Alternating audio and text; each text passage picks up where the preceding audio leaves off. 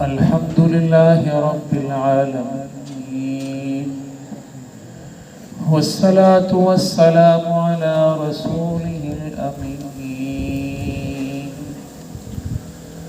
أعوذ بالله من الشيطان الرجيم.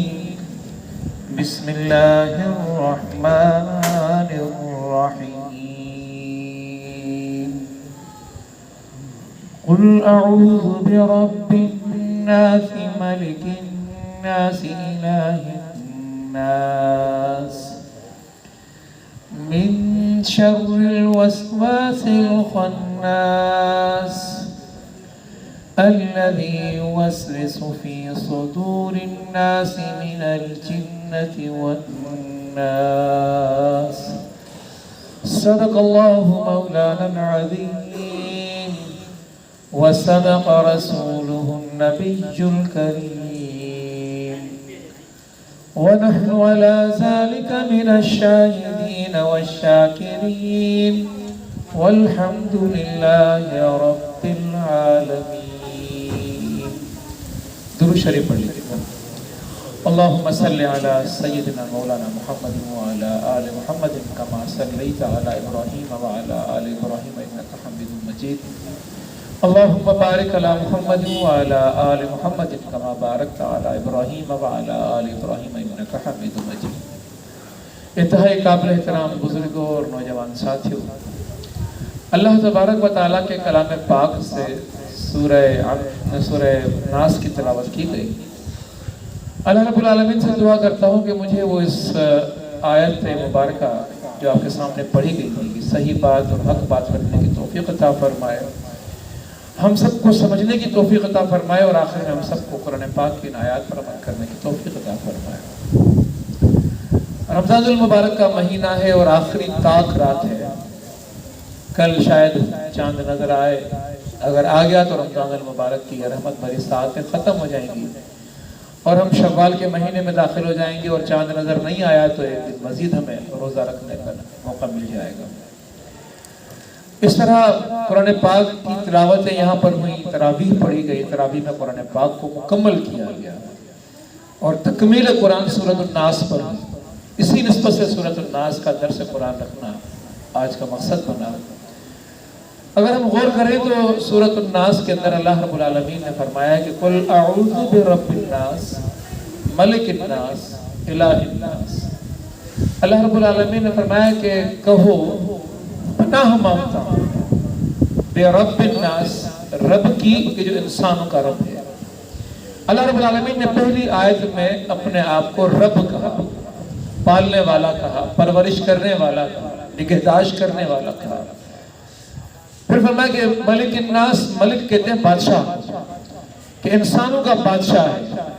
دنیا کے اندر بادشاہتیں قائم ہیں، بادشاہوں کا نظام قائم ہے، اور بادشاہوں کے ان نظاموں پر لوگوں کو چلانے کے لیے ان کی فورسز موجود ہوتی ہیں، اور لوگ چاہیں عمل کریں اور چاہیں عمل نہ کریں، لیکن دونوں صورتوں میں ان بادشاہوں کے نظام کے مطابق چلنے پر لوگ مجبور ہوتے ہیں. پھر فرمایا کہ الہ الناس، دنیا کے اندر اللہ رب العالمین کے سوا بھی جن کی پرستش کی جاتی ہے، عبادت کی جاتی ہے، وہ الہ کہلاتے ہیں. اور اگر اللہ رب العالمین کی پرستش اور عبادت کی جائے تو اس الہ کی معنی میں پھر اللہ کی عبادت بن جاتی ہے. تین ناموں سے اللہ رب العالمین نے اپنے آپ کو پکارا، رب کے نام سے، ملک کے نام سے اور الہ کے نام سے. اور ان تینوں کا سلسلہ جو جڑا وہ جا کے پناہ سے جڑا، اعوذ سے جڑا. قل اعوذ برب الناس، پھر ملک الناس اور الہ الناس. اور یہ جو پناہ مانگی جا رہی ہے، جس کے بارے میں تین بڑی صفتوں کو رب کائنات نے بیان کرنے کے بعد کہا کہ من شر الوسواس الخناس، یہ پناہ مانگی جا رہی ہے شر سے. اور وہ شر کون سا؟ وسواس کا شر، وسوسوں کا شر.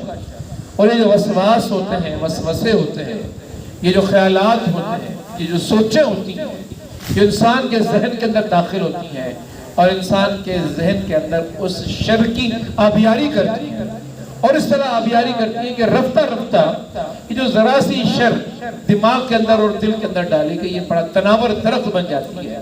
اور اس کا انجام کار پھر یہ ہوتا ہے کہ انسان اپنے راہ کو بیٹھتا ہے، پھر وہ گمراہ ہو جاتا ہے.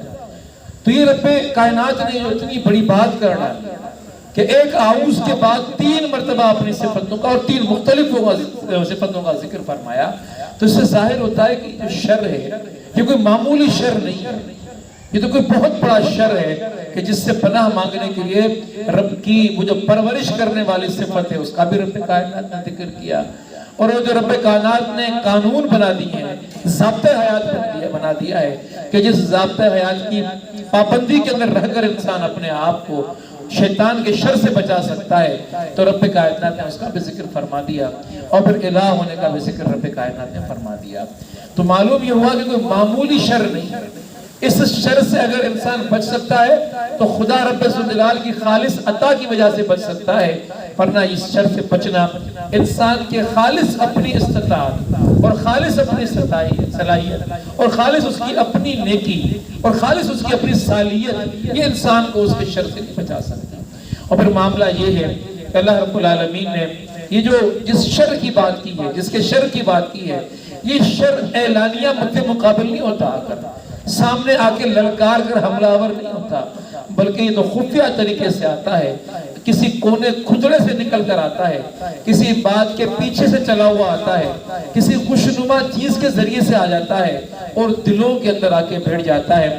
جس طرح رب کائنات نے فرمایا کہ من شر الوسواس الخناس الذی یوسوس فی صدور الناس، یہ جو وسوسہ ہے یہ سینوں کے اندر داخل ہو جاتا ہے، سینوں کے اندر جگہ کر جاتا ہے، سینوں کے اندر آ کر دل کے اندر آ کر انسان کی گمراہی کا ایک پورا سامان کر لیتا ہے۔ تو یہ بڑے خطرناک جگہوں سے انسان کے اوپر حملہ آور ہوتا ہے، ایسی جگہوں سے حملہ آور ہوتا ہے کہ جو بڑی پوشیدہ جگہیں ہوتی ہیں، ان پوشیدہ جگہوں سے ان حملوں کو انسان محسوس نہیں کر پا رہا ہوتا، دیکھ نہیں پا رہا ہوتا کہ دیکھ کر اپنے آپ کو اس سے بچا سکے۔ تو اس سے معنی یہ ہوئی کہ وہ جو وسواس ہے یا وسوسہ ہے، اس وسوسے کے معنی ہو گئی کہ انتہائی آزار دہ چیز جو خفیہ طریقے سے انسان کے پاس آ جائے، انتہائی آزار دینے والی چیز، انتہائی نقصان دینے والی چیز۔ پھر خنوس کے معنی ہے وہ جو واپس پلٹ کر انسان کے پر حملہ ہوا۔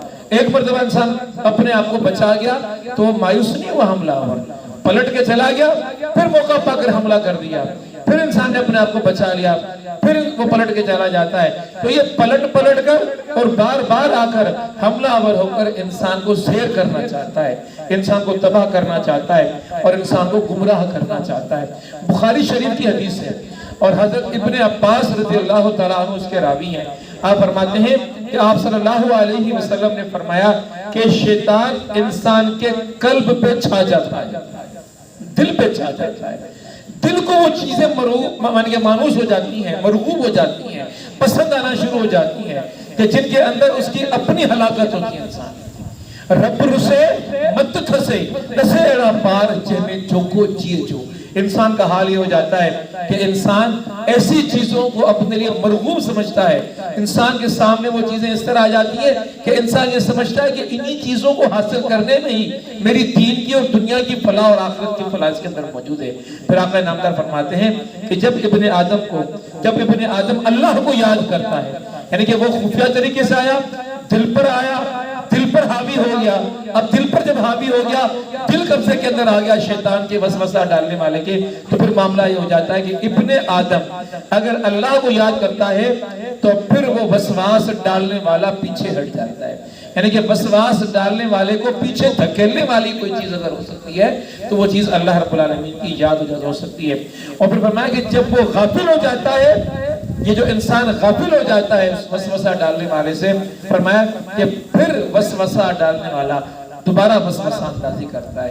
تو یہ ایک مسلسل جنگ ہے، ایک ایسی جنگ ہے جس کے اندر انسان ہر وقت پڑا ہوا ہے، اپنے آپ کو اس جنگ کے اندر بچانا انسان کے لیے مشکل ہو جاتا ہے۔ الخناس کا جو لفظ استعمال ہوا، الخناس لفظ کی معنی بھی یہ ہے کہ خفیہ طور پر چھپ کر بیٹھ کر اچانک حملہ کرنے والا، یہ ہے وہ خناس جسے قرآن پاک میں آیا کہ من شر الوسواس الخناس، یہ جو شر کی بات ہے موقع کی تلاش میں بیٹھا ہوا ہے، جہاں انسان نے تھوڑا سا نرمی اس کے لیے پیدا کر دی، اس کو جگہ پانے کا موقع دے دیا، اس نے دیر نہیں کی اور فوراً انسان کے پر حملہ ہو گیا۔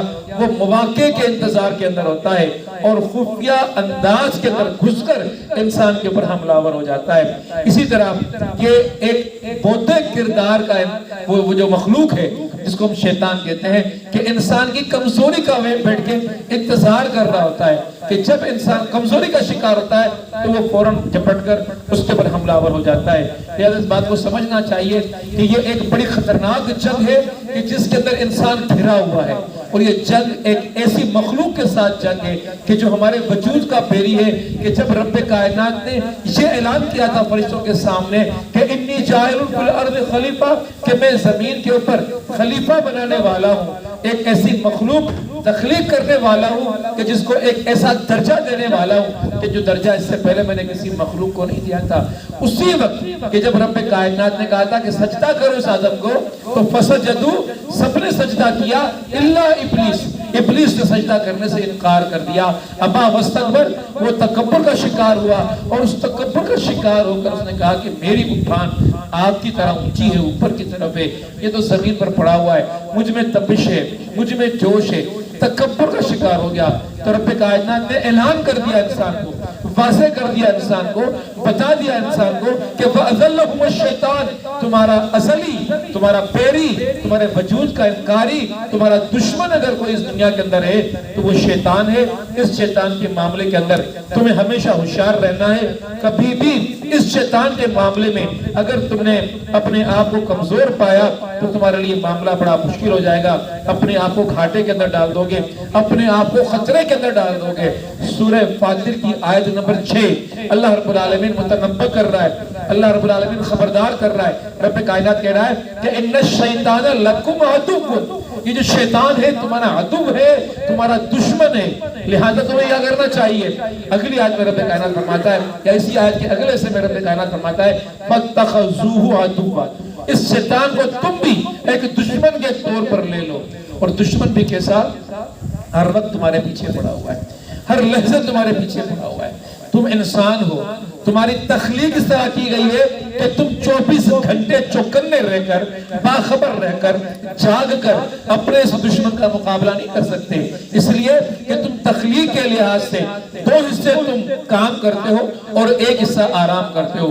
16 گھنٹے تم جاگ کر کام کر سکتے ہو، 8 گھنٹے 7 گھنٹے تمہیں آرام کرنا پڑتا ہے، لیکن تمہارے خلاف کام کرنے والا دشمن 24 گھنٹے تم پر کام کر رہا ہوتا ہے۔ تم سوتے ہو، تمہارے خوابوں میں آ کر تمہارے پر کام کرتا ہے، تمہارے خوابوں کے ذریعے سے تمہاری سوچوں کے اندر داخل ہوتا ہے، تمہارے دلوں کے اندر داخل ہوتا ہے، اور دلوں کے اندر داخل ہو کر تمہیں ایک ایسی طرف لے کے چلا جاتا ہے کہ جس کے اندر جو کھو چیئے جو اللہ رب العالمین تم سے پھر ناراض ہوتا ہے۔ لہذا ایک ایسا دشمن کہ جو تمہارے اندر گھسا ہوا ہے، روایات کے اندر آتا ہے کہ یہ شیطان ایک ایسا دشمن ہے کہ جو تمہارے وجود میں اس طرح موجود ہے کہ جس طرح تمہارے رگوں پہ کے اندر تمہارا خون توڑتا ہے، اسی طرح تمہارے اندر شیطان توڑتا ہے، تمہارے وجود کے اندر موجود یہ شیطان ہے۔ اس شیطان کی فطرت کیا ہے؟ جس طرح سانپ کی فطرت ڈسنا ہے، زہر کی فطرت ہلاک کرنا ہے، اسی طرح شیطان کی فطرت گمراہ کرنا ہے۔ یہ ہر لمحے اس کوشش کے اندر لگا ہوا ہے کہ انسان کو گمراہ کروں۔ گمراہ اس لیے کروں کہ اس راہ پر یہ چل رہا ہے، اس راہ پر اگر یہ چلے گا تو یہ اپنے رب کی رضا کو پالے گا۔ آقا نامدار حضرت محمد مصطفیٰ صلی اللہ علیہ وسلم کی وہ حدیث آپ لوگوں نے ضرور سنی ہوگی کہ جس میں آقا نامدار حضرت محمد مصطفیٰ صلی اللہ علیہ وسلم نے صحابہ کو بٹھایا، اور صحابہ کو بٹھانے کے بعد آقا نامدار نے لکیریں کھینچنا شروع کر دی۔ آڑی لکیریں ہیں، ٹیڑھی لکیریں ہیں، کئی لکیریں کھینچنے کے بعد پھر آقا نامدار حضرت محمد مصطفیٰ صلی اللہ علیہ وسلم نے ایک سیدھی لکیر کھینچی، اور سیدھی لکیر کھینچنے کے بعد آقا نامدار حضرت محمد مصطفیٰ صلی اللہ علیہ وسلم نے فرمایا کہ یہ وہ راستہ ہے، یہ وہ لکیر ہے کہ جس پر تم چلو گے تو اپنے رب کی رضا کو پالو گے۔ اس کے علاوہ جتنی لکیریں ہیں وہ سارے کے سارے راستے ہیں، یہ وہ راستے ہیں کہ جو شیطان کے راستے ہیں، اور شیطان ان راستوں پر کھڑے ہو کر تمہیں بلا رہا ہے، ترغیب دے رہا ہے، تمہارے لیے تمہیں خوش آمدید کہہ رہا ہے۔ یعنی کہ دیکھیں عجیب و غریب صورتحال ہے۔ صورتحال یہ ہے کہ ایک راستہ وہ یہ جو صراط مستقیم کا راستہ ہے، اس صراط مستقیم پر بلانے والا وہاں شیطان موجود نہیں ہے، لیکن جتنے بھی آڑے اور ٹیڑے ترچھے راستے موجود ہیں، ان تمام کے تمام راستوں پر شیطان موجود ہے۔ اور فرمایا کہ یہ شیطان بلا رہا ہے تمہیں، ترغیب دے رہا ہے تمہیں، قریب آنے کو تمہیں کہہ رہا ہے۔ کبھی کسی حسین عورت کی صورت میں اس ترچھے آڑے راستے پر کھڑا ہوا ہے، اور اس حسینہ کی طرف سے، اس حسینہ کی صورت میں وہ شیطان اس حسینہ کی صورت اختیار کر کے اور تمہیں ترغیب دے رہا ہے کہ میری طرف آ جاؤ۔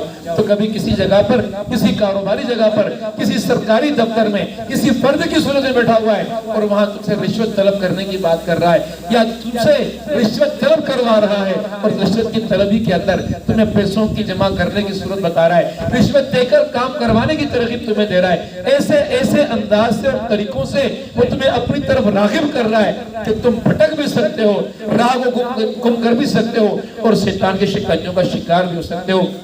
اللہ رب العالمین نے اسی حوالے سے قرآن پاک کی سورہ انعام کے اندر آیت نمبر 153 کے اندر فرمایا ان ھذا صراطی مستقیما، فرمایا کہ یہ وہ راستہ ہے کہ جو سیدھا راستہ ہے، جسے آقا نامدار نے وہ سیدھی لکیر نکالی تھی۔ پھر فرمایا کہ فاتبعوہ، اس راستے کی اتباع کرنا، عربی لفظ اتباع تبع سے نکلا ہے، یعنی کہ اس طرح پیچھے چلنا یہ عقیدہ بنا ہوا ہو، یہ یقین بنا ہوا ہو کہ میری حفاظت اور میری بقا اس راستے پر چلنے سے، یہ راستہ اگر مجھ سے چھوٹ گیا اور رہ گیا تو میری بقا بھی نہیں ہے اور میری حفاظت بھی نہیں ہے۔ پھر فرمایا رب کائنات نے وَلَا تَتَّبِعُوا السُّبُلَ، ان راستوں کی اتباع مت کرنا، فَتَفَرَّقَ، جو اس سے ہٹ کر ہیں، بِكُمْ عَنْ سَبِيلِهِ، اس راستے سے ہٹ کر۔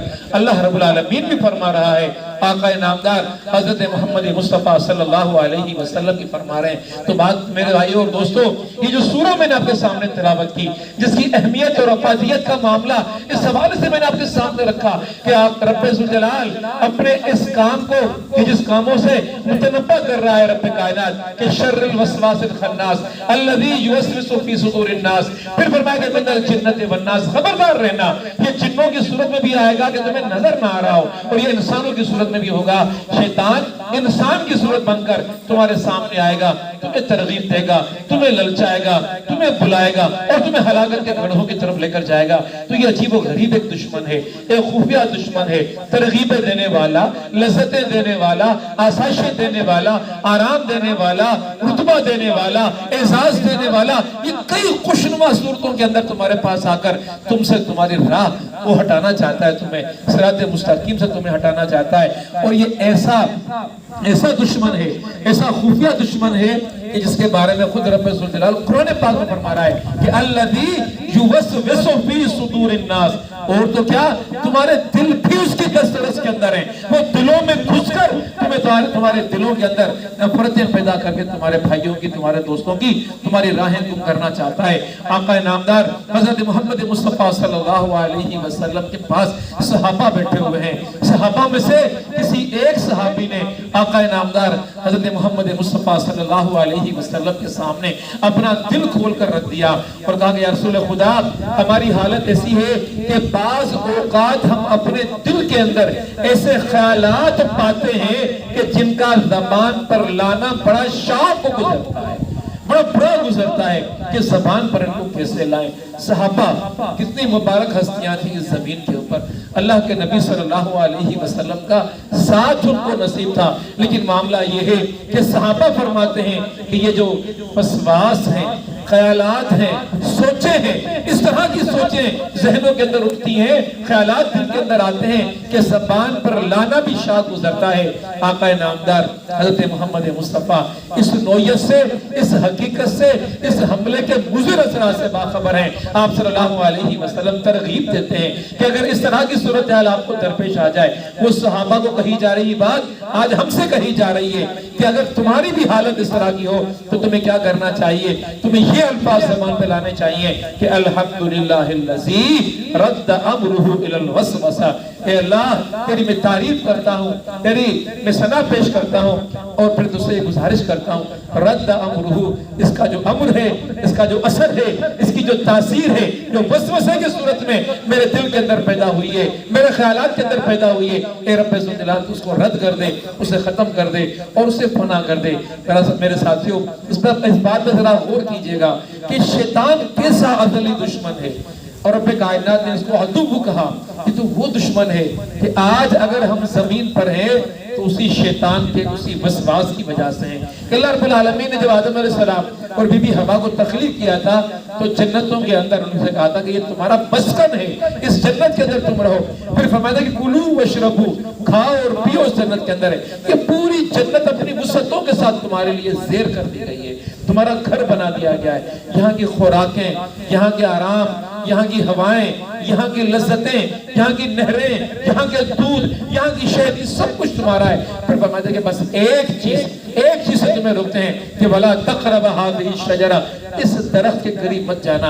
اور یہ اس لیے کیا رب کائنات نے کہ رب کائنات بندے کو آزمانا چاہتا ہے. وہ تو واضح طور پہ کہتا ہے کہ لِيَبْلُوَكُمْ أَيُّكُمْ أَحْسَنُ عَمَلًا، کہ میں آزمانا چاہتا ہوں، دیکھنا چاہتا ہوں کہ کون ہے جو تم میں سے احسن عمل کرتا ہے، بہتر عمل کرتا ہے، بھلائی کا عمل کرتا ہے، نیکی کا عمل کرتا ہے اور خدا کی رضا کا کام کرنا چاہتا ہے. اب اللہ رب العالمین دیکھنا چاہتا ہے پوری جنت اپنی وسعتوں کے ساتھ، اس کی خوراکوں کے ساتھ، مشروبات کے ساتھ. لیکن جنت کے اندر بھی یہی شیطان دشمن بن کر آیا، اسی شیطان نے وسوسہ ڈالا، اسی شیطان نے خیالات ڈالے اور پھر وہ کام کر ڈالا کہ فَأَخْرَجَهُمَا، کہ رب کائنات نے جنت سے نکال دیا اور فرمایا جميعا، سارے کے سارے کے پیچھے جاؤ اور جا کے زمین پر رہو.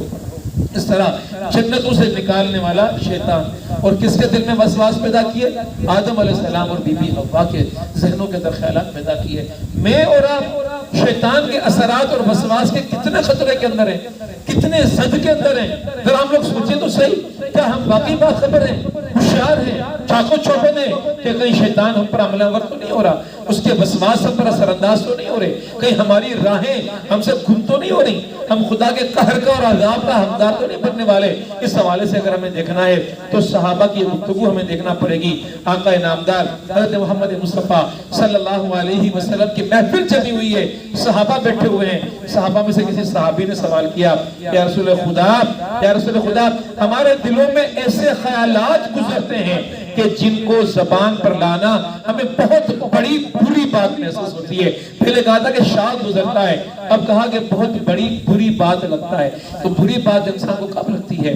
بری بات انسان کو تب لگتی ہے کہ جب انسان کے سامنے حق اور ناحق واضح ہو، جب نیکی اور بدی واضح ہو، اخلاق اور بد اخلاقی واضح ہو اور معلوم ہو کہ یہ زبان پر لانا ایک بری چیز ہے، برائی کا احساس موجود ہو. تو برائی کیا ہوتی ہے؟ برائی تو وہ ہوتی ہے کہ جس سے رب کائنات نے منع کیا ہوا ہے. ورنہ تو معاملہ تو یہ ہے کہ دنیا میں ہم ایسے نفوس بھی دیکھتے ہیں کہ جو زانی ہوتے ہیں، زنا کا پرچار کرتے ہیں، علل اعلان زنا کے قصے سناتے ہیں. ایسے بھی لوگ دیکھتے ہیں جو شرابی ہوتے ہیں، شراب پینے کو معیوب نہیں سمجھتے، شراب کی بوتلیں ساتھ لے کر گھوم رہے ہوتے ہیں، علل اعلان شراب پی رہے ہوتے ہیں. ہمارے دنیا کے اندر ہم دیکھتے ہیں کہ راشی ہوتے ہیں اور وہ رشوت کے علل اعلان تذکرے کر رہے ہوتے ہیں. اس لیے کہ یہ جو وسواس کا اثر اس حد تک ان کے دلوں کے اندر پڑ جاتا ہے کہ ان کو اب یہ احساس ہی نہیں رہتا کہ کوئی برائی کا ہم لوگ کام کر رہے ہیں، خدا کی ناراضگی کا ہم لوگ کام کر رہے ہیں. اللہ کے نبی صلی اللہ علیہ وسلم کے سامنے جب صحابہ نے یہ بات کی کہ ہمارے سامنے ایسے حالات گزرتے ہیں، خیالات میں ایسی باتیں آتی ہیں، سوچوں میں ایسی باتیں آتی ہیں کہ ہم ان کو زبان پہ لاتے ہوئے شرم محسوس کرتے ہیں اور برا محسوس کرتے ہیں. تو آقا نامدار نے سوال کر ڈالا کہ کیا تم کو واقعی ایسا محسوس ہوتا ہے کہ یہ بات بری ہے اور زبان پہ نہیں لانی؟ صحابہ نے کہا یا رسول خدا بالکل ایسا ہی ہے کہ ہمیں یہ بات زبان پہ لانا معیوب محسوس ہوتی ہے. تو آقا نامدار نے فرمایا کہ اگر ایسا ہے تو یہ تمہارے دل کے اندر خالص ایمان کی علامت ہے کہ تمہیں محسوس ہوتا ہے کہ گناہ ہے، تمہیں محسوس ہوتا ہے کہ رب کی नाराजगी हो सकती है इसको ज़बान पे लाना। तो ये अगर एहसास तुम्हारे अंदर मौजूद है तो इससे मुराद ये हुई कि तुम्हारे दिल के अंदर ये एहसास मौजूद है कि अल्लाह रब्बुल आलमीन नाराज होगा। तो ये खालिस ईमान तुम्हारे दिलों के अंदर मौजूद है। जरा गौर से सुनिएगा, मैंने चंद अहादीस आपके सामने बयान की। इन अहादीस की तालीमात का निचोड़ शाह वलीउल्लाह मुहद्दिस देहलवी ने अपनी किताब हुज्जतुल्लाहुल बालिगा के अंदर बयान फरमाया। आप फरमाते हैं, जरा गौर से सुनिएगा, दिल को थाम कर सुनिएगा और जरा होशियार होकर सुनिएगा कि शाह वलीउल्लाह मुहद्दिस देहलवी क्या फरमाते हैं। आप फरमाते हैं कि शैतान के जो वसवास हैं, वसवास ख्यालात और सोचे जो दिल के अंदर शैतान पैदा कर रहा होता है, इनका जो अल्टीमेट रिजल्ट है, एंड रिजल्ट है, आखिरी नतीजा है, वो क्या होता है? ताकि वो नतीजा ये होता है कि जो बंदा इन वसवास के सुपुर्द अपने आप को कर देता है, वो बिलाखिर काफर हो जाता है। या काफर हो जाता है या दायरे इस्लाम से खारिज हो जाता है, दायरे ईमान से खारिज हो जाता है। कि जो हदफ है शैतान का इन वसवास के नतीजे के अंदर, और हम देखते हैं इस दुनिया के अंदर बहुत से लोग नेक थे, बहुत से लोग परहेजगार थे, बहुत से लोग दीनदार थे, लेकिन यकायक उनके दिलों के अंदर, उनकी जिंदगियों के अंदर तब्दीलियां आ जाती हैं। वो बड़ी दाढ़ी रखकर, बड़ा नमाजी बनकर अगली सुबह में आने वाला साथी वो दाढ़ियों को भी मुंडवा लेता है, नमाजों को भी छोड़ देता है, दुनिया की फिक्र के अंदर लग जाता है, पलट के आने का नाम नहीं ले रहा होता। शैतान का ये वसवसा होता है। वो बज़ाहिर लोगों के सामने अल्लाह बेहतर जानता है कि उसका ईमान भी बाकी रहा है कि बाकी नहीं रहा, उसके अंदर खुदा का खौफ बाकी रहा है कि नहीं रहा, वो दायरे ईमान के अंदर रहा है कि नहीं रहा। लेकिन शाह वलीउल्लाह मुहद्दिस देहलवी तो ये फरमाते हैं कि ये शैतान के वसवास रफ्ता रफ्ता काम कर करके ऐसे हाल के अंदर बंदे को पहुंचा देते हैं कि ये बंदा दायरे ईमान से खारिज हो जाता है और काफर हो जाता है, उसे एहसास तक नहीं होता। ये अल्टीमेट हदफ होता है। इसीलिए रब्बे कायनात कहते हैं कि इतना बड़ा खतरा है तुम्हारे लिए, तुम्हारा ईमान दांव पे लगा हुआ है वसवास की वजह से, तुम खतरे की इंतहाई खतरनाक सूरत हाल का शिकार हो। और अगर तुम्हें इस खतरे से कोई चीज बचा सकती है तो कुल हुवल्लाह, कुल आऊज़ु बिरब्बिन नास, मलिकिन नास, इलाहिन नास, वो रब तुम्हारा, वो मालिक तुम्हारा, वो इलाह तुम्हारा, अगर उसके तुम शेल्फ के अंदर आ जाओगे, उसके तुम खिलाफ के अंदर आ जाओगे, उसके दायरे के तुम अंदर तुम आ जाओगे, उसकी पनाह के अंदर तुम आ जाओगे, तो तुम बच सकते हो। अल्लाह की पनाह के सिवा कोई पनाह तुम्हें बचा नहीं सकती। खुदा रब्बे जलाल बंदों से मोहब्बत करता है, इंसानों से मोहब्बत करता है। शैतान के सामने बेबस करके अल्लाह रब्बुल आलमीन ने इंसानों को नहीं छोड़ दिया। जब इंसानों को रब्बे कायनात ने जमीन पर भेजा तो फरमाया कि फमन तबिअ हुदाया फला खौफुन अलैहिम वला हुम यहज़नून, घबराओ नहीं, शैतान के इस शर ने, शैतान के इस वसवसों ने तुम्हें जमीन पर तो पहुंचा दिया है, लेकिन तुम्हें जमीन पर मैं बेयारो मददगार नहीं छोड़ूंगा। इस जमीन के ऊपर तुम्हारे पास मेरी हिदायत आएगी, पैगंबर की सूरत में आएगी, पैगंबर की तालीमात की सूरत के अंदर आएगी, इल्हामी तालीमात की सूरत के अंदर आएगी, कुरान की सूरत में आएगी। तुम उनको थाम लोगे, वसवास से बच जाओगे, शैतान के शर से बच जाओगे।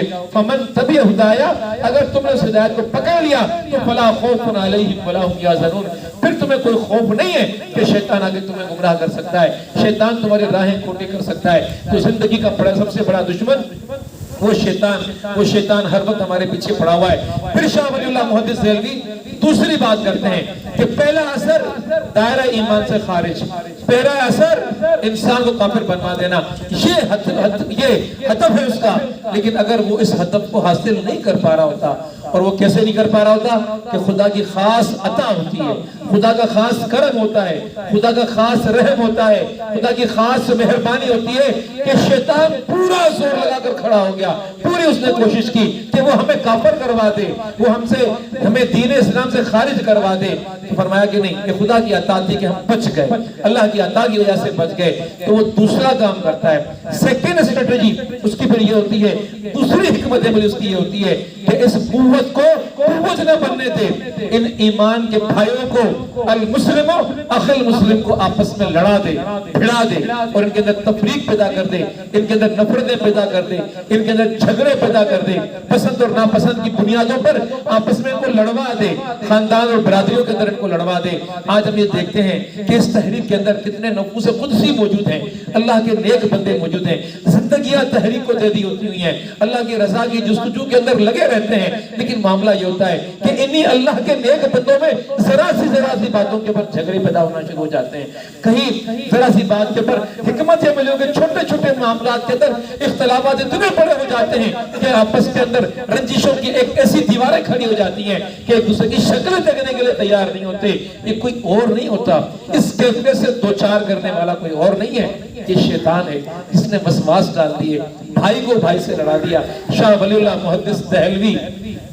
محدث دہلوی اپنی کتاب کے اندر مغلیہ دور کے عالم دین ہے، اس دور کے یہ عالم بتا رہے ہیں کہ اس کا دوسرا ہدف آپ کے اندر نا اتفاقی پیدا کرنا، آپ کو لڑوا دینا، آپ کو جھگڑوا دینا، بھائی کو بھائی سے، باپ کو بیٹے سے، ماں کو بیٹی سے، یہ جتنی بھی انتشار کی اور نفرتوں کی اور لڑائیوں کی کیفیات اہل ایمان کے اندر پیدا ہوتی ہیں، اس کے اندر کوئی اور اس کا جو ہے روادار نہیں ہے۔ یہ کام کرنے والا اگر کوئی ہے تو وہ شیطان ہے، اس لیے کہ اس نے وسواس کی صورت میں بھائی کو بھائی کا دشمن بنا دیا ہے، آپس میں دیواریں کھڑی کر دی ہیں۔ وہ جن کو بنیاد مرصوص ہونا چاہیے تھا وہ ایک دوسرے سے ہاتھ ملانے کے لیے تیار نہیں ہوتے، وہ ایک دوسرے کے ساتھ محفلوں میں بیٹھنے کے لیے تیار نہیں ہوتے، وہ اجتماعات میں آنے کے لیے تیار نہیں ہوتے کہ میں ایسے اجتماع میں نہیں جاؤں گا جہاں پر فلاں بندہ آ جائے گا۔ اتنی نفرتیں، اتنی کدورتیں اور اتنی دوریاں پیدا کر دینے والا کام اگر کوئی کرتا ہے تو یہی شیطان کرتا ہے اور وسواس کی صورت کے اندر کرتا ہے۔ لہذا بڑی خطرناک صورتحال ہے، بڑی خطرناک صورتحال ہے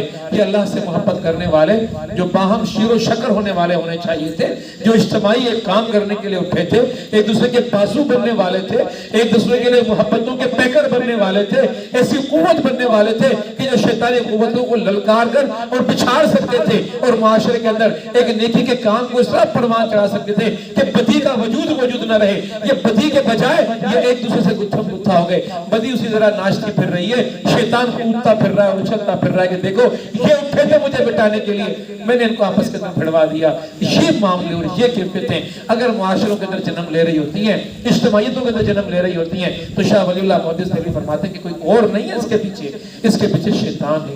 وہ جو لڑ رہا ہے آپ سے، کہ نفرت کا اظہار کر رہا ہے آپ سے بات نہیں کرنا چاہ رہا، وہ بندہ ایسا نہیں ہے، اس کے پیچھے جو شیطان موجود ہے، اس شیطان نے اس بندے کو اس حد تک تمہارا دشمن بنا دیا ہے کہ آج وہ تم سے بات کرنے کے لیے تیار نہیں ہے۔ اس شیطان کو ختم کرنے کی کوشش کرو، اس شیطان کو دور کرنے کی کوشش کرو۔ وہ شیطان دور ہو جائے گا تو تمہارا بھائی، تمہارا محبتیں کرنے والا تمہارا بھائی بن جائے گا۔ اسی طرح آقا نامدار حضرت محمد مصطفیٰ صلی اللہ علیہ وسلم کی ایک حدیث میں آپ کے سامنے بیان کروں، انسان حیران ہو جاتا ہے، انسان چوکنا ہو جاتا ہے، انسان باخبر ہو جاتا ہے کہ کس مشکل صورت سے ہم اہل ایمان گزر رہے ہیں کہ ہمارا ایک ایسا دشمن ہے، اندیکھا دشمن ہے، ہم پہ وار کر رہا ہے، ہمیں پتہ نہیں چل رہا کہ کہاں سے وار کر رہا ہے، کبھی بھائی سے وار کروا رہا ہے، کبھی دوست سے وار کروا رہا ہے، کبھی دشمن سے وار کروا رہا ہے، کبھی اندر سے وار کروا رہا ہے، ہر وقت ہم حملوں کی زد کے اندر ہیں۔ آقا نامدار فرماتے ہیں کہ ہر ایک کے ساتھ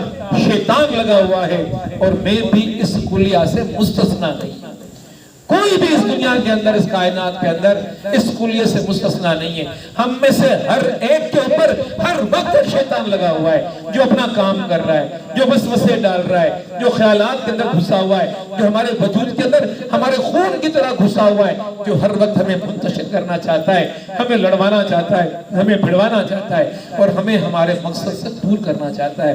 پھر آقا نامدار فرماتے ہیں لیکن اللہ تبارک و تعالیٰ کی میری اعانت اس طرح فرما دی گئی کہ وہ جو شیطان مجھ میں مسلط کر دیا گیا تھا، رب کائنات نے اپنی عطا سے اس کو میرا متی کر دیا ہے۔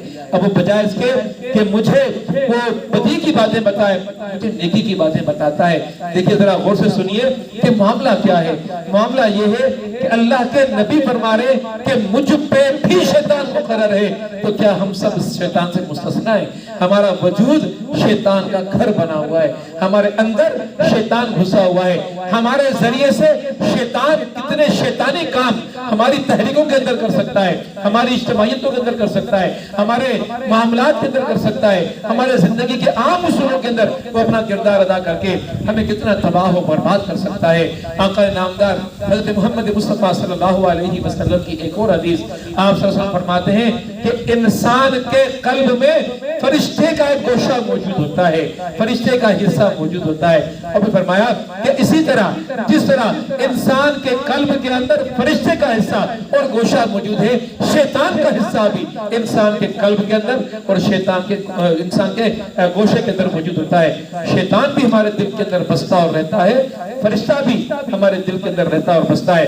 آقا نامدار فرماتے ہیں کہ جو القاب فرشتے کی طرف سے ہوتا ہے، جو باتیں فرشتے کی طرف سے ہوتی ہیں، اس کی صورت میں یوں ہوتا ہے کہ انسان نیکی کی طرف مائل ہو جاتا ہے۔ یہ اس فرشتے ہی کی القا ہے کہ ہم لوگ اس رات کے اس پیروں کے اندر، ان گھڑیوں کے اندر یہاں پر بیٹھے ہوئے ہیں۔ پھر فرمایا کہ نیکی کی ترغیب دے رہا ہوتا ہے، بھلائی کے کاموں کے لیے ہمارے اندر احساس پیدا کر رہا ہوتا ہے، نیکی کے رجحانات ہمارے اندر پروان چڑھا رہا ہوتا ہے۔ پھر فرمایا کہ وہ دوسرا ہے شیطان والا گوشہ، اس گوشے سے وسوسوں کا القاء ہو رہا ہوتا ہے ہمارے اندر، اور ایسا تاثیر پیدا ہو رہا ہے کہ ہمارے دل کے اندر وحشت پیدا ہو رہی ہوتی ہے، قلق پیدا ہو رہا ہوتا ہے، اور دل میں تکذیب کے جذبات اٹھ رہے ہوتے ہیں۔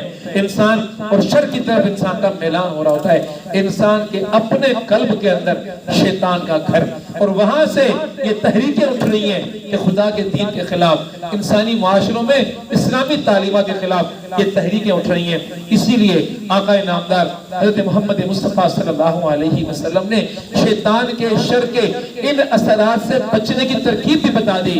آپ صلی اللہ علیہ وسلم نے فرمایا کہ جب انسان یہ محسوس کرے کہ اس کے اوپر شیطان کا وسوسہ اثر انداز ہو رہا ہے، تو اس کو ہٹانے کے لیے، اس وسوسے کے اثر کو ہٹانے کے لیے یہ جملہ کہہ دینا چاہیے کہ الحمد آمنت باللہ ورسولہ۔ شیطان تیرا وسوسہ مجھ پہ کارگر نہیں ہوگا، اس لیے کہ میں تو اللہ پر ایمان لانے والا ہوں اور میں تو محمد مصطفیٰ کا امتی ہوں۔ تم یہ اعلان کرتے ہو تو وسوسے کا اثر کم ہو جاتا ہے، اور وسوسے کا اثر ختم ہو کر آپ سے وسوسہ دور ہو جاتا ہے۔ اسی طرح ایک بات اور غور سے سنیے گا، آپ صلی اللہ علیہ وسلم فرماتے ہیں کہ جب انسان خواب کی صورت میں ہوتا ہے اور خواب میں بری چیزیں دیکھتا ہے، بری چیزوں کے برے اثرات سے پناہ مانگو اپنے رب پاک سے، رب کائنات سے۔ خوابوں کا اثر بھی سوچوں پر پڑا کرتا ہے، یہیں سے بدی کی سوچیں اور برائی کی سوچیں اور تفریق کی سوچیں اور نفرت کی سوچیں انسان کے دلوں کے اندر جنم لے رہی ہوتی ہیں۔ آقا فرماتے ہیں کہ ان خوابوں کو بھی معمولی نہ سمجھو، جب یہ آپ کے خواب آپ کو بدی کی طرف بلاتے ہوئے محسوس ہوں یا بدی کا کام خوابوں میں آپ سے ہوتا ہو، تو بدی کے اس خواب کو جب دیکھ کر آپ بیدار ہو جائیں، اللہ کی خصوصی پناہ کو طلب کریں۔ اور اسی طرح فرمایا کہ بائیں جانب تھوکیں، بائیں جانب منہ کر کے تھوکا کریں۔ جتنی بھی احادیث میں نے آپ کے سامنے بیان کی، ان احادیث کو اگر جمع کر کے نتیجہ اخذ کرنا چاہیں، پہلے بات یہ معلوم ہوئی کہ جب بھی شیطانی وسواس اور اثرات آپ کو محسوس ہوں، اور ہماری معاشروں کے اندر ہوتے ہیں، ہماری اجتماعیتوں کے اندر ہوتے ہیں، خواہ مخواہ بھی جب دوست لڑنا شروع کر دیں، آپس میں اختلافات کرنا شروع کر دیں، خواہ مخواہ کی بحثیں جنم لینا شروع کر دیں، اختلاف رائے نفرتوں کا باعث بننا شروع کر دیں، فرمایا گیا کہ آپ کو یہ کام کرنا چاہیے کہ رب کائنات سے التجا کرنی چاہیے، التجا رب کائنات سے کہ ہمیں شیطان کے وسواس سے بچا، شیطان کے اثرات سے بچا۔ اور پھر دوسری بات جو سمجھنا ہے حدیث میں وہ یہ ہے کہ اللہ رب العالمین کی یاد میں مشغول ہو جائے، بندہ ذکر رب خدا بندی کو زبان پر لے کر آ جائے، درود شریف کو زبان پر لے کر آ جائے، نوافل کا خصوصی اہتمام، جب بھی شر کی طرف طبیعت مائل ہو جائے تو اپنے آپ کو بچانے کی کوشش کرنا چاہیے۔ اور ایک چیز اور، ان وسواس کے کبھی اثرات کو دماغ میں رکھیے۔ کبھی اثرات کیا ہے؟ آخری انجام ان وسوسوں کا یہ ہے کہ تمہیں دین سے دور کر دیا جائے گا۔ اور بہت سے ہمارے ساتھی ہم جن اجتماعیتوں کے اندر رہتے ہیں کہ بڑے سرگرم ساتھی، ہم ان کو اپنا رہنما اور پیشوا ماننے کے لیے تیار تھے، ہم کہتے تھے کہ وہ تو ہماری قیادت ہیں، ہم ان کے سامنے کچھ بھی نہیں تھے، لیکن آج وہ ہمارے ان صفوں سے پتہ نہیں کہاں گم ہے، دنیا کے اندر چلے گئے، دنیا کے اندر گم ہو گئے۔ یہ کبھی اثرات ہم پہ بھی مسلط ہو سکتے ہیں، ان کبھی اثرات سے خود کو بچانے کی کوشش کرنی چاہیے۔ قرآن پاک میں بھی ذکر آتا ہے کہ وَإِنَّ الَّذِينَ اتَّقُوا، اے ایمان والو، وہ لوگ، بے شک وہ لوگ کہ جو اللہ رب العالمین سے ڈرتے ہیں، تو معاملہ یہ ہونا چاہیے کہ اذا مسهم طائف من الشیطان، کہ جب مس کرے، گزرے ان کے ہاں سے شیطان کا وسوسہ، شیطان کا طائفہ، تو کیا کرنا چاہیے ان کو؟ رب کائنات نے بتایا کہ تذکرو، خدا کا ذکر کیا کرو۔ خدا کا ذکر کرو گے تو خدا کے ذکر کی وجہ سے ان وسوسوں کا اثر تم پہ کم ہو جائے گا۔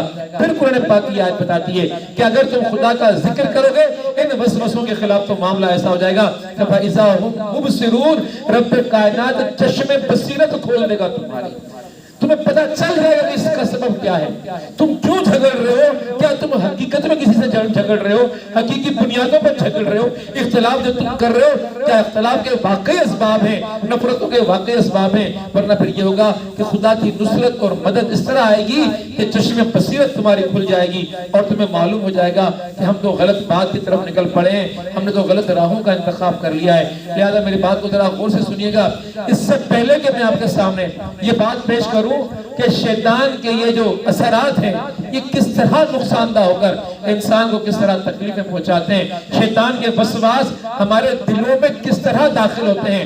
مکاشفۃ القلوب کے اندر امام غزالی رحمۃ اللہ علیہ فرماتے ہیں کہ 10 دروازے ہیں، 10 دروازے ان وسواس کے کہ جن کے ذریعے سے شیطان دلوں کے اندر داخل ہوتا ہے۔ ان دروازوں کو بند کرو گے تو شیطان کے وسواس کا اثر آپ لوگوں پر کم ہونا شروع ہو جائے گا۔ لیکن مجھے یہ معلوم ہے کہ یہ شیطان کے وسواس جس کے لئے رب کائنات نے اپنی 3 بڑی صفات کا ذکر فرمایا، قُلْ أَعُوذُ بِرَبِّ النَّاسِ، رب ہونے کا ذکر کیا، ملک الناس مالک اور بادشاہ ہونے کا ذکر کیا، الہ الناس کا ذکر کیا، اتنی بڑی اپنی قدرت، اتنی بڑی اپنی ربوبیت اور اتنی بڑی بات کرنے کے بعد پھر پناہ کی بات رب کائنات نے کی ہے، تو مجھے معلوم ہے کہ یہ معاملہ آسان نہیں ہے، ہمیں اس معاملے کو آسان نہیں لینا چاہیے، ہمیں اس جنگ کو ہلکا نہیں لینا چاہیے، اس جدوجہد کو ہلکا نہیں لینا چاہیے، یہ زندگی کی سب سے بڑی جدوجہد بن جانی چاہیے، یہ زندگی کا سب سے بڑا مشغلہ بننا چاہیے کہ مجھے شیطان کو زیر کرنا ہے،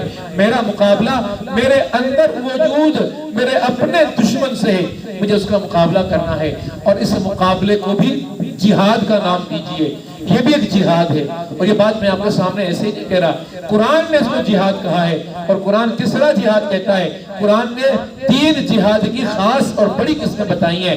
پہلی قسم رب کائنات نے فرمایا کہ یجاہدون فی سبیل اللہ باموالکم وانفسکم، جہاد کرو اللہ کی راہ کے اندر اپنی جانوں کے ساتھ، اپنے مالوں کے ساتھ۔ کہیں خدا رب العزت نے فرمایا کہ یقاتلون ویقتلون، قتل کرو بھلے قتل ہو جاؤ، ان راہوں کے اندر رب کے دین کے لیے مارنے کی بات کی جا رہی ہے اور مرنے کی بات کی جا رہی ہے۔ بٹائی کہتا ہے کہ ہن پھالا بڑ پھاکرے آدھی ڈھال مٹھار متھا تیغ ترار مار تو متارو تھے، مارنے کی بات کرتا ہے، خدا نے مارنے کی بات کی ہے، خدا کے دشمنوں کی مار کی ہے۔ ہن پھالا بڑ پھاکرے، پھالے مارو، بازو میں پکڑ کے اس کو جا کے مارو، دشمن ہے خدا کو نہ چھوڑو خدا کی زمین کے اوپر۔ یہ جدوجہد ہے، یہ جنگ ہے جس کو ہم جہاد کہتے ہیں، جہاد بالسیف کہتے ہیں۔ یہ جنگ کی وہ قسم ہے جس کے اندر انسان جب جنگ کے اندر پڑتا ہے، اگر دشمن کو مارتا ہے، دشمن کو زیر کرتا ہے تو غازی کہلاتا ہے، لیکن اگر خود دشمنوں کے ہاتھوں قتل ہوتا ہے تو شہید کہلاتا ہے۔ اس جنگ کے اندر گھاٹے کا سودا کوئی نہیں ہے، انسان کامیاب ہی کامیاب ہے، دونوں صورتوں کے اندر کامیاب ہے، مارے تو کامیاب ہے، مرے تو کامیاب ہے۔ لیکن اگر یہ صورتحال ایسی ہے کہ ہر وقت میسر نہیں کہ میں میدان جہاد کے اندر اتر جاؤں، ہتھیار اٹھا لوں، بھالے اٹھا لوں، مقابلے کروں، ہر وقت یہ صورتحال میسر نہیں ہے، یہ جہاد کی کیفیت میسر نہیں ہے، تو رب کائنات نے فرمایا کہ جہاد کی پھر دوسری صورت یہ ہے کہ وَجَادِلُهُمْ بِالَّتِي هِيَ أَحْسَنُ، اب تم جدوجہد کرو، ان راستوں سے جدوجہد کرو کہ جو احسن راستے ہیں۔ مفسر کہتے ہیں کہ یہ جو راستے ہیں یہ راستے علم کے راستے ہیں، یہ راستے تبلیغ کے راستے ہیں، یہ راستے دعوت کے راستے ہیں، یہ راستے نصیحت کے راستے ہیں، یہ راستے واعظ کے راستے ہیں، یہ راستے واعظ قرآن کے راستے ہیں، یہ راستے انفرادی ملاقاتوں کے راستے ہیں، یہ راستے مناظرے کے راستے ہیں، یہ راستے مکالمے کے راستے ہیں، یہ سوشل میڈیا پہ دین کا دفاع کرنے کے راستے ہیں، یہ جو واعظ، نصیحت، تقریر، درس قرآن، اس طرح کی جو محفلیں منعقد کر کے شیطان کے شر سے لوگوں کو بچانے کے لیے، خدا کا پیغام پہنچانے کے لیے یہ جدوجہد کا راستہ ہے، دعوت دین کا یہ راستہ ہے، اس کو بھی وَجَادِلُهُمْ بِالَّتِي هِيَ أَحْسَنُ کے دائرے کے اندر لیا گیا ہے۔ وقت کا جہاد، دور حاضر کا جہاد، اس وقت کا جہاد تو یہی جہاد ہے اس جہاد کو اوڑھنا بچھونا بنانا چاہیے. اس جہادی کیفیت کے اندر جو آ جاتا ہے وہ اللہ رب العالمین کے حصار کے اندر آ جاتا ہے, ان دائروں کے اندر جو آ جاتا ہے, ان کاموں کے اندر جو لگ جاتا ہے, دعوت قرآن کی پیغام کو پہنچانے کے لیے راستوں میں نکلنا شروع کر دیتا ہے, وہ وسواس کے شر سے بچ جاتا ہے. پھر فرمایا کہ تیسرا راستہ یہ ہے کہ والذین جاہدوا فینا لنہدینہم سبلنا, جد و جہد کرو کس سے؟ فینا, اپنے اندر سے, اپنے میں سے, اپنی انا سے, اپنے اندر موجود شیطان سے یہ جد و جہد تمہیں کرنی ہے. اس کو کہا گیا جہاد بالنفس. اور آقا نامدار حضرت محمد مصطفیٰ صلی اللہ علیہ وسلم نے فرمایا کہ افضل الجہاد جہاد النفس, وہ جو نفس سے جہاد کیا جاتا ہے یہ افضل جہاد ہے. اور اسی جہاد کے بارے میں آقا نامدار حضرت محمد مصطفیٰ صلی اللہ علیہ وسلم ایک مرتبہ جہاد سے, جہاد بالسیف سے صحابہ کو لے کر جب نکلے تو کہا کہ ہم جہاد اصغر سے جہاد اکبر کی طرف چل رہے ہیں. صحابہ حیران ہو گئے, اللہ کے رسول نے کیسی بات کر لی ہے؟ ایسا مارکا جس میں ہتھیار اٹھائے ہوئے تھے, جس میں تیر تھے اور کمانیں تھیں, تلواریں تھیں اور نیزے تھے اور بھالے تھے, جہاں جانیں خطرے میں لگی ہوئی تھیں. اللہ کے نبی فرما رہے ہیں کہ یہ جہاد اصغر ہے اور جہاد افضل کی طرف چلنا ہے. فرمائے کہ ہاں یہ جہاد افضل ہے, یہ نفس کے ساتھ جہاد ہے, اپنے اندر موجود شیطان کے ساتھ جہاد ہے. وہ جو جہاد ہے, جہاد بالسیف تھا, وہ وقت کے لمحوں کے اندر قید ایک جہاد تھا. یہ کل وقتی جہاد ہے, ہر وقت کا جہاد ہے. اور یہاں اس جہاد کا معاملہ یہ ہے, آپ غالب آ گئے تو غازی بن گئے, آپ کا دشمن شیطان آپ پر غالب آ گیا, آپ دائرہ ایمان سے خارج ہو گئے, آپ کافروں کے لسٹ میں شمار ہو گئے. تو بڑا خطرناک جہاد ہے اور میٹھے زہر کی طرح کا یہ جہاد ہے کہ جس کے اندر شیطان میٹھے زہر کی طرح آپ کے اندر اتر رہا ہے, آپ کے اندر لڑوانے کی کوشش کر رہا ہے, آپ کو ایمان کے دائروں سے نکلوانے کی کوشش کر رہا ہے. اس کو معمولی نہیں لینا, یہ بڑا خطرناک قسم کا معاملہ ہے. اسی لیے اللہ رب العالمین کی طرف سے مجھے پیغام ملا ہے کہ اس جہاد کے لیے ہمیں اپنے آپ کو بچانے کے لیے کوشش کرنی ہے. اور اس کا سب سے بڑا ہدف کون ہوتا ہے؟ اس کا سب سے بڑا ہدف وہ ہوتا ہے جو اللہ رب العالمین کی طرف زیادہ راغب ہوتا ہے, جو ویسے ہی دین سے دور ہے. شیطان کہتا ہے کہ یہ تو میرا ہلکا کام ہے, بائیں ہاتھ کا کھیل ہے. دائیں ہاتھ کا کھیل تو شیطان ان لوگوں سے کھیلتا ہے کہ جو اقامت دین کی تحریکوں کو لے کر کھڑے ہوئے ہوتے ہیں, ان کے اندر گھسنا, ان کو لڑوانا, ان کو بھڑوانا, ان کو تحریکوں کے اندر نفرتوں کے اندر ڈال دینا, تحریکوں کی راہوں کو گم کر دینا, منزلوں تک پہنچنے سے ان کو روکنا, یہ اس کا اولین ہدف ٹارگٹ ہوتا ہے. لہذا تحریکوں کے اندر جو لوگ موجود ہوتے ہیں, جو اقامت دین کا کام کرنے والے لوگ ہوتے ہیں, ان کو تو خاص اہتمام کرنا چاہیے. اسی لیے وہ جو 10 راستے ہیں شیطان کے حملہ کرنے کے 10 راستے, ان راستوں سے اپنے آپ کو بچانا ہے. دروازے بند کرنے ہیں دل کے اندر, دروازے بند نہیں کیے تو انسان اپنے آپ کو شیطان کے وسواس سے نہیں بچا پائے گا. اب میں آپ کے سامنے یہ 10 راستے کھولنا چاہتا ہوں. وہ 10 راستے کون سے؟ پہلا راستہ ہے غصے کا اور شہوت کا, جنسیت کا. انسان کو جنسیت کے لیے شیطان ابھارتا ہے, اور جنسیت کے لیے جب انسان کو ابھار دیا جائے, جنسیت کے لیے ابھار کر انسان سے جنسی کام کروا کر, زنا کا اور بدفعلی کا کام کروا کر, اللہ کی راہ میں, اللہ کی بارگاہ میں اس کو رسوا کر کے اس کو انجام برا کروا دیتا ہے. دوسری بات میں نے غصے کے حوالے سے کی. غصے کے اوپر تو 3 لیکچر میرے یوٹیوب کے پر موجود ہیں, آپ دیکھنا چاہیں تو اس کو دیکھ سکتے ہیں. اسے میں غصے پر کم بات کروں گا, صرف اتنی بات کرنا چاہوں گا کہ جب غصہ انسانی ذہن پہ طاری ہوتا ہے تو انسانی ذہن کام کرنا چھوڑ دیتا ہے اور انسان عقل سے کام لینا چھوڑ دیتا ہے. اور پھر معاملہ یہ ہوتا ہے کہ جب انسان عقل سے کام لینا چھوڑ دے تو شیطان کے حاوی ہونے کا اس کو موقع مل جاتا ہے.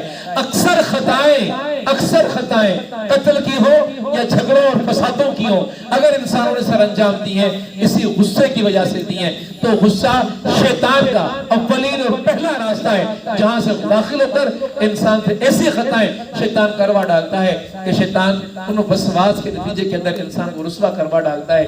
دوسری بات میں نے آپ کے سامنے شہوت کی تھی, اور شہوت کی چھوٹی سی مثال آپ کو دینا چاہوں گا کہ شہوت ایک ایسا عمل ہے کہ بادشاہ اگر شہوت کے اندر گرفتار ہو جائے تو وہ بھی دنیا کے اندر حقیر, ذلیل اور خوار ہو جاتا ہے.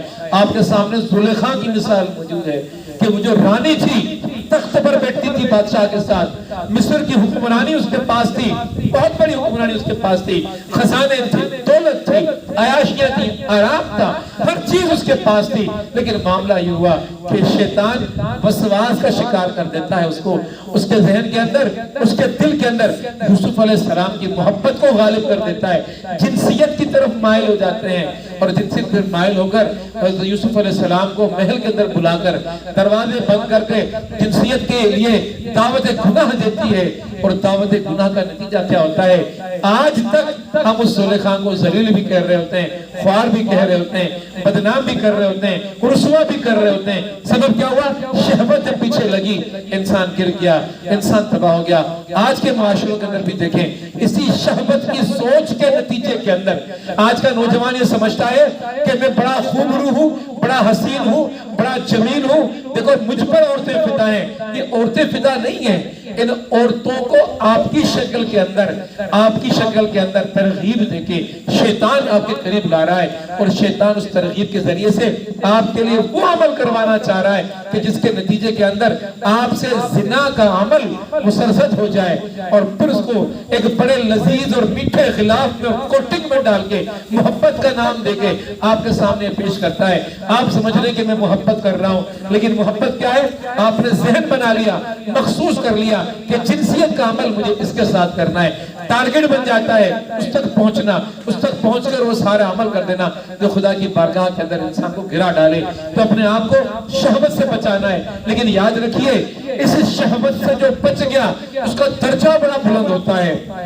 شہوت پر صبر کرنے والوں کا درجہ بڑا بلند ہوتا ہے۔ آپ کو معلوم ہے کہ یوسف علیہ السلام، ان کے سامنے یہ زلیخا آئی تھی، وقت کی رانی تھی، عورت تھی، دعوت گناہ دی تھی، لیکن یوسف علیہ السلام نے اس دعوت گناہ کے مقابلے میں صبر کا راستہ اختیار کیا۔ وہ جو غلام تھا وہاں پر مصر کے اندر، جو قافلے میں لا کر بیچ دیا گیا تھا، اس غلام نے صبر کیا، اللہ نے انعام دیا، بادشاہ بن گئے۔ جس نے شہوت کا راستہ اختیار کیا وہ بادشاہ تھی، اور وہ رسوا ہوئی، اور وہ خوار ہوئی، اور وہ بدنام ہوئی، اور وہ بری بنی۔ تو یہ شہوت راستہ ہے شیطان کا، شہوت راستہ ہے وسواس کا۔ اس وسواس کے راستے سے اپنے آپ کو بچانا ہے۔ تو پہلا راستہ غصہ اور شہوت ہوئی۔ اب میں آپ کو دوسرا راستہ بتانا چاہتا ہوں۔ دوسرا راستہ ہے حسد کا اور حرص کا۔ حسد اور حرص بھی شیطانی وسواس کا راستہ ہے جو دلوں کے اندر داخل ہو جاتے ہیں۔ اس کی میں مثال آپ کے سامنے پیش کرنا چاہتا ہوں۔ حسد کی سب سے بڑی مثال شیطان ہے۔ شیطان کو مقرب تھا اللہ کی بارگاہ کے اندر، عبادت گزار تھا رب کائنات کی بارگاہ کے اندر، بڑا درجہ ملا ہوا تھا انسان سے پہلے، لیکن حسد کیا انسان سے اتنا آج تک وہ ذلیل ہو رہا ہے۔ اعوذ باللہ من الشیطان الرجیم، زبان پر اس کو رجیم کہا جا رہا ہے، اس کو ذلیل کہا جا رہا ہے، اس کو خوار کہا جا رہا ہے۔ تو جو حسد کرتا ہے وہ رجیم بن جاتا ہے، اور حسد کے پیمانے مختلف ہوتے ہیں۔ تحریکوں کے اندر بھی حسد ہو جاتا ہے، اپنے اچھے مقرر ساتھیوں سے بھی حسد ہے، اپنے اچھے ناظموں سے بھی حسد ہے، اپنے اچھے دعوتی دوستوں سے بھی حسد ہے، اچھے داعیان دین سے بھی حسد ہے۔ تو معاشرے کے اندر، تحریکوں کے اندر، معاملات کے اندر، کاروبار کے اندر، معیشت کے اندر، معاشرت کے اندر حسد مختلف روپوں کے اندر انسان کے سامنے آتا ہے، اور آ کر انسان کے دل کو میلا کرتا ہے۔ یہ بھی شیطان کے وسواس کا راستہ ہے۔ شیطان اس حسد کی وجہ سے ذلیل اور خوار ہوا۔ اور پھر دیکھیں کہ حرص کیا ہوتا ہے۔ حرص یہ ہے کہ پوری جنت تمہاری ہے، جنت کے میوے تمہارے ہیں، لذتیں تمہاری ہیں، نعمتیں تمہاری ہیں، جاؤ کھاؤ پیو عیش کرو۔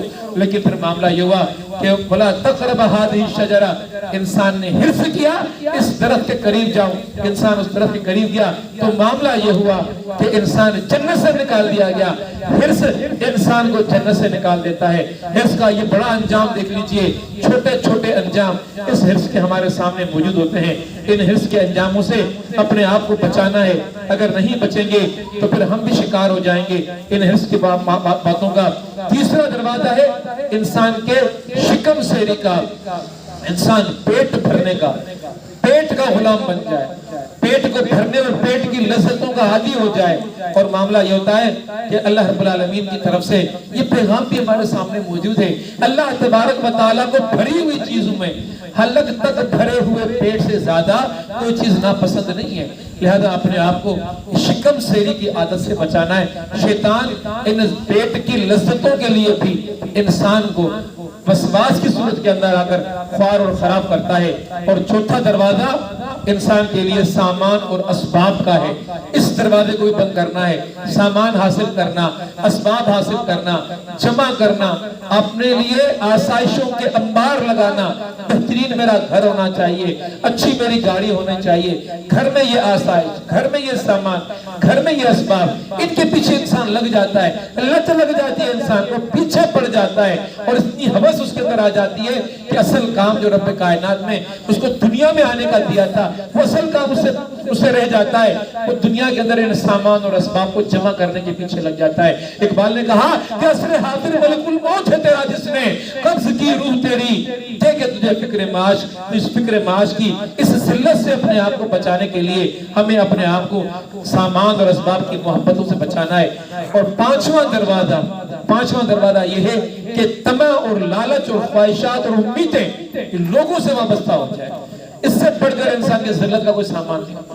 इंसान इंसानों की उम्मीदों को पूरा नहीं उतर सकते, फिर यहीं से नफरतें जन्म लेती हैं और इंसान बुरा बन जाता है। छठा दरवाजा जल्दबाजी, उजरत पसंदी, इससे अपने आप को बचाना है। इंसान सोच विचार से काम नहीं लेता, जल्द नताइज अखज़ करना चाहता है। और फिर सातवां दरवाजा है दरहम और दीनार और अम्वाल की बाकी अक़साम के लिए इंसान के अंदर रग़बत आ जाए। आठवां दरवाजा है बुखुल और कंजासी और मुहताजी का खौफ, इसकी वजह से भी इंसान ख्वार और खराब होता है। नवां दरवाजा है मसालिक और नजरियात का तासुब। अल्हम्दुलिल्लाह इस तहरीक के अंदर लोगों के ज़हनों में मसलकों का तासुब नहीं है, नजरियात का तासुब नहीं है। दावत इल्लाह है, कुरान की दावत है और लेकर इंसान इंसानों के पास जा रहा है। लेकिन ये नफरत देखिए कितनी बड़ी नफरत है। अच्छा खासा खुदा तरस्त और नेक आदमी और मुत्तकी आदमी एक मसलक का है तो दूसरे मसलक के लोगों को पसंद नहीं करता। दिल अंदर से उसका रंज है, तंग है दिल उनके लिए दिल में गुंजाइश नहीं है, नफरत है, कुफर के खत्म है उनके लिए। ये कैसी कैफियत है और कैसी बीमारी हो और कैसा मर्ज है जो इंसान को लाहक हो गया है। और 10वां बाब और दरवाजा बताया गया कि मुसलमानों से बदगुमानी। ये जो सूरह मुबारक मैंने आपके सामने पढ़ी, कुल आऊज़ु बिरब्बिन नास मलिकिन नास इलाहिन नास मिन शर्रिल वसवासिल खन्नास अल्लज़ी युवस्विसु फी सुदूरिन नास मिनल जिन्नति वन नास। ये जो इंसानों और जिन्नों की सूरत के अंदर ये शैतान वसवास पैदा करने के लिए इंसानों के पास आता है, इससे अपने आप को बचाना है। बनी इस्राइल की एक हिकायत मैं आपके सामने पेश करना चाहता हूँ कि एक राहिब था। राहिब में और हमारे इस्लाम के अंदर जो उलमा है बड़ा फर्क है। इस्लाम ने रहबानियत को हराम करार दे दिया है। राहिब तो वो होता है जो नफसानी ख्वाहिशात को खुद पर हराम कर लेता है, शादी भी नहीं करता, घर भी नहीं बसाता, वक्फ हो जाता है अपने दीन के लिए, अपने नजरियात के लिए। राहिब था, बहुत बड़ा राहिब था, बड़ा मकबूल था, बड़ा मारूफ था, बड़ा इबादत गुजार, बड़ा नेक था, बड़ा सालेह था। शैतान ने कहा कि तो बच गया जहन्नम के आग से, शैतान उसके पीछे पड़ गया। तो बनी इस्राइल की रिवायत है मुकाशफतुल कुलूब के अंदर इमाम गज़ाली रहमतुल्लाह अलैह ने इस हिकायत को पेश किया है। आप फरमाते हैं कि शैतान ने हदफ बनाया कि मुझे इसके पीछे पड़ना है, अल्लाह की बारगाह के अंदर इसको रुसवा करना है, ज़लील करना है। और फिर उसने ये किया कि उसके लिए मंसूबा बनाया। शैतान ने मंसूबा ये बनाया कि दूर की आबादी के अंदर एक हसीन जमील और जवान लड़की को अगर उसने गला दबा दिया, जब गला दबाया तो उस लड़की की हालत ये हो गई, न वो जीती थी न वो मरती थी, हालत उसकी गैर हो गई, खराब हो गई। शैतान ने जाके वालिदैन के दिल में ये बात डाली, इसका कोई इलाज नहीं है सिवाय इसके कि उस राहिब से जाके दुआ करवाई जाए। जाओ उसके पास जाके दुआ करवाओ। दिल के अंदर वसवसा और ख्याल, ये लोग उस लड़की को उठाते हैं और उस राहिब के घर पे लेकर आते हैं और राहिब से आकर कहते हैं कि ये लड़की है, जिंदगी भी नहीं है इसके पास, मौत भी नहीं है इसके पास, हम चाहते हैं कि इसके ऊपर आप दुआ करो, दुआ का असर हो ताकि ये इन असरात से निकल कर आ जाए। उस राहिब के जहन में शैतान ने ये वसवसा डाला कि सारी जिंदगी तू औरत के सुख से दूर रहा है, देख कुदरत ने तुझे मौका फराहम कर दिया है, एक औरत तेरे पास हसीन जमील कमारी इस तरह की लाई गई है कि तेरे घर में रह सकती है। तू उनके वालिदैन से ये कह दे कि इस पर जो मुझे काम करना है درود پڑھنے ہیں، وظائف پڑھنے ہیں، اعمال کرنے ہیں، حساب کتاب کرنے ہیں، اس پر ٹائم لگے گا، چھوڑ جاؤ میرے پاس۔ والدین چھوڑ گئے۔ اب جب وہ چھوڑ گئے تو یہ اکیلا مرد، وہ اکیلی عورت گھر کے اندر موجود ہے۔ اب شیطان نے ترغیب دی کہ تیرے اندر قوتیں بھی ہیں، صلاحیتیں بھی ہیں، شہوتیں بھی ہیں، ان شہوتوں سے کام کیوں نہیں لیتا؟ کسی کو کیا خبر پڑے گی تم نے ایسا کام کیا؟ بالآخر اس نے زنا کا کام کروا لیا۔ لیکن جو ہی زنا کا کام ہوا، اس کا حتم پورا نہیں ہوا۔ اس نے کہا کہ تم نے زنا کر لیا ہے، یہ لڑکی ہے، اگر حمل ٹھہر گیا تو کیا ہوگا؟ اب تو تیری بات، تیرا راز کھل جائے گا سب کے سامنے، بہتر یہ کہ اس کو مار دے۔ اب اس راہب نے مشورہ مان لیا، اس لڑکی کا گلا دبا کے اس کو مار دیا۔ جب لڑکی مر گئی تو وہ راہب پریشان ہو گیا، اس کی لاش کہاں کروں؟ پھر وہ شیطان آیا، تم پریشان کیوں ہوتا ہے؟ اسی اپنے حجرے کے اندر کھڈا کھود اس کو دفن کر دے۔ کھڈا کھودا، اس کو دفن کر دیا۔ پھر وہ شیطان وہاں گیا ہے، اس کے والدین کے پاس گیا ہے، ان کو جا کر کہا کہ تم جوان حسین کنواری لڑکی اپنی بچی اس کے پاس چھوڑ گیا، آخر تو وہ مرد ہے، کہیں ایسا تو نہیں کہ وہ اس کے ساتھ زنا کر کے اس کا گلا گھونٹ کے اس کو مار کے اپنے ہی حجرے میں اس کو دفن کر دے۔ سارے اشارے دے کر آ گیا۔ وہ لوگ اٹھ کر وہاں سے آئے، لڑنے کے لیے آ گئے، راہب کے پاس پہنچ گئے اور راہب سے آ کر کہا کہ ہماری لڑکی کہاں ہے؟ اس نے کہا تم نے دیر کر دی، تمہاری لڑکی تم لائے تھے وہ تو مر گئی۔ انہوں نے کہا جی ہمیں یقین نہیں آتا، ہم تو چاہتے ہیں کہ بتاؤ کہ وہ لڑکی کہاں گئی، اگر مر گئی تو قبر کہاں ہے؟ قبر دکھاؤ ہمیں، قبر کو کھیڑیں گے ہم لوگ، ہم تلاش کریں گے، ہم دیکھنا چاہتے ہیں کہ اس کے ساتھ کیا معاملہ ہوا ہے۔ اب شیطان پھر راہب کے پاس آیا، دیکھ تو پھنس گیا نا، اب تو یہ لوگ تجھے چھوڑیں گے نہیں نا، اب تو تیرا راز کھل جائے گا نا، اب میرے پاس راستہ ہے، میں تجھے بچا سکتا ہوں، اگر تو میری مدد مانگ لے تو میں تیری مدد کر سکتا ہوں۔ اس نے کہا میں تیری مدد مانگتا ہوں، تو میری مدد کر، کہا کہ اس مدد کے بدلے تجھے کام کرنا پڑے گا۔ کہا کون سا کام کرنا پڑے گا؟ کہا مجھے 2 سجدے کر، میں تیری مدد کرنے کے لیے تیار ہوں۔ اور جب اس نے 2 سجدے کر لیے، شیطان نے کہا کہ میں نے اپنا کام کر لیا، اب تو جان اور یہ لوگ جانے۔ شیطان اپنا کام پورا کر کے یہ گیا اور ہو گیا۔ اسی طرح بنی اسرائیل کے اندر ایک اور روایت ہے، اور یہ آخری روایت میں آپ کے سامنے پیش کرنا چاہوں گا۔ یہ موسیٰ علیہ السلام اپنا لشکر لے کر ایک نافرمان آبادی کے اوپر آ کے گھراؤ کر لیتے ہیں، اور جب گھراؤ کر لیتے ہیں تو اس آبادی کے لوگوں کو معلوم ہے اتنے بڑے لشکر کا ہم لوگ مقابلہ نہیں کر سکتے، اب کیا کیا جائے؟ شیطان پہنچ جاتا ہے۔ شیطان کہتا ہے کہ پریشان نہ ہو، میں بیٹھا ہوں نا، میں تمہیں مشورہ دیتا ہوں کہ اس لشکر کا تم مقابلہ کیسے کر سکتے ہو۔ اور مشورہ یہ ہے کہ اس آبادی سے اتنا دور آبادی کے اندر وہ جو صاحب رہتے ہیں نا، جن کی بد دعا کبھی رد نہیں ہوئی، تم جاؤ جا کے اسے بد دعا کرواؤ، یہ لشکر تباہ ہو جائے گا۔ لوگ اس کے پاس گئے، جا کر کہا بد دعا کرو۔ اس نے حساب کتاب نکالا، کہا کہ بد دعا کیسے کرو، تو نبی کا لشکر ہے، اس پہ تو بد دعا اثر کرے گی نہیں۔ لوگ پلٹ کر آ گئے۔ شیطان نے کہا مایوس کیوں ہوتے ہو، انسان ہے، یہ تھال اٹھاؤ، ہیرے جواہر ڈالو ان کے اندر، رقم کا انتظام کرو، جاؤ اس کے پاس، انسان ہے، پیسہ دولت دے کر راضی ہو جائے گا۔ یہ لوگ مال اور اموال لے کر اس کے پاس چلے گئے، اب وہ راضی ہو گیا، چلو ٹھیک ہے چلتے ہیں۔ اپنے گدھے کے پر بیٹھا اور لشکر کی طرف چلنے لگا، آگے بڑھا تو روایت کے اندر یہ لکھا ہوا ہے، حکایت کے اندر یہ لکھا ہوا ہے کہ ایک جگہ آ کر گدھے نے آگے بڑھنے سے انکار کر دیا، یہ گدھے کو کھینچے، گدھا پیچھے ہٹے۔ اچانک گدھے کی طرف سے آواز آئی، اس نے کہا کہ تم مجھے آگے کھینچتے ہو، فرشتے مجھے پیچھے دھکیلتے ہیں، اب میں آگے نہیں بڑھ سکتا۔ بندہ وہیں رک گیا۔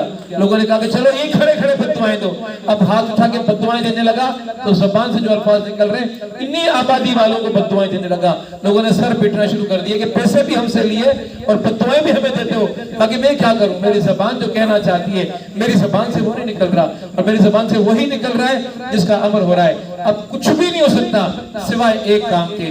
اب وہ کیا کام ہو سکتا ہے؟ شیطان ترغیب بتاتا ہے، یہ کرو کہ اپنے آبادی کی عورتوں سے کہو سج جائیں، دھج جائیں، رنگ برنگے کپڑے پہن لیں، خوشبوئیں لگائیں اور معطر ہو جائیں، اور ان مجاہدوں کی آبادی کے اندر گھس جائیں اور ان آبادیوں کے اندر چیزیں بیچنے کے بہانے جائیں۔ کہہ دینا کوئی بھی ایک سپاہی اگر تم سے زنا کی تم سے طلب کرے تو روکنا مت اسے، یاد رکھو کسی ایک بھی مجاہد نے زنا کر دی لشکر تباہ ہو جائے گا۔ ان لوگوں نے وہی کام کیا، وہ عورتیں سج دھج کر اس لشکر کے اندر چلی گئی۔ لشکر میں گئی تو پھر ایک سپاہی نے، ایک جو اپنے کسی قبیلے کا بڑا تھا، اس نے باہر نکل کے ایک عورت کو جا کے دیکھا، اس کا دل آ گیا، اس نے اس کو بلایا، بازو سے پکڑا، خیمے کے اندر لے کر گیا، اس سے زنا کر دی، اور جیسے ہی زنا کی یکایک وبا پھوٹی اور آبادی میں لوگوں کی اموات ہونا شروع ہو گئی۔ ہارون علیہ السلام کا بیٹا اٹھا، وہ آیا دوڑتا ہوا، معلوم کیا معاملہ ہو گیا ہے؟ کہا کہ اس خیمے میں زنا ہوا ہے، خیمے میں گھسا، مرد عورت دونوں کو مارا۔ تب جا کے وہ تباہی ہوتی. شیطان اس طرح عمل کرتا ہے. جو نبی کرم صلی اللہ علیہ وسلم کے قتل کی سازشیں ہو رہی تھی دارالندوہ میں ہجرت والے وقت, پورا واقعہ پڑھ لیں شیطان کس کس صورت میں وہاں آیا تھا. وہ جو آپ نے بدر کے واقعات پڑھے کس طرح دونوں لشکروں کو آمنا سامنا کروا دیا, مطلب یہ شیطان کس کی صورت میں وہاں پر آیا. شیطان ایک اصلی دشمن, شیطان ہمارا پیری, شیطان ہمیں کفر کے دائروں میں لانے کے لیے کام کر رہا ہے, دائرہ اسلام سے خارج کرنے کے لیے کام کر رہا ہے. شیطان ہماری تحریکوں کے قدم اکھیڑنا چاہ رہا ہے, ہمیں باہم لڑا رہا ہے, ہمارے اندر نفرتوں کا ایک طوفان گرم کر رہا ہے, ہمارے معاشروں کو برائیوں اور خرابیوں کی طرف لے کر جا رہا ہے. اس سے بچنے کی کوئی صورت ہے تو قرآن پاک کی سورہ میں رب کائنات نے فرمائی کہ قل اعوذ برب الناس ملک الناس الہ الناس من شر الوسواس الخناس الذي يوسوس في صدور الناس من الجنة والناس. اقول قولي هذا استغفر الله لي ولكم ولسائر المسلمين فاستغفروه انه هو الغفور الرحيم.